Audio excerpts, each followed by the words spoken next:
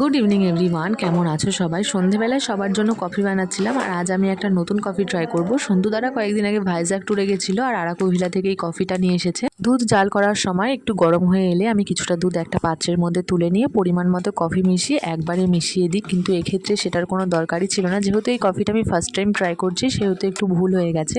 এটা পাতা কফি চায়ের মতনই দুধের মধ্যে দিয়ে কিছুক্ষণ ফোটালে এর কালার এবং টেস্ট চলে আসে। হ্যাঁ, পুরো পাতা, চা পাতার মতোই দেখো।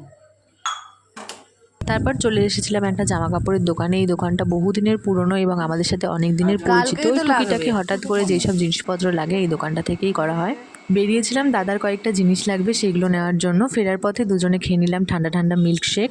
বাড়ি ফেরার পর মা দাদার জামা কাপড় বের করে গুছিয়ে রেখেছে, এখন আমি ব্যাগের মধ্যে গুছিয়ে দেবো। অনেকদিন ধরেই কথা হচ্ছিল দালানে একটা নতুন ফ্যান লাগানো হবে। বাড়ি ফেরার পর হঠাৎ করেই ওকে ইলেকট্রনিক্সের দোকান থেকে ফোন করে বলে যে এখন অফার চলছে। ও গিয়ে ফ্যানটা কিনে নিয়ে আসে এবং দালানে সেট করেও দেয়। চলো আজকের মতো মিনি ব্লগটা এখানে এন্ড করছি, দেখা হচ্ছে কালকের ব্লগে। Good night.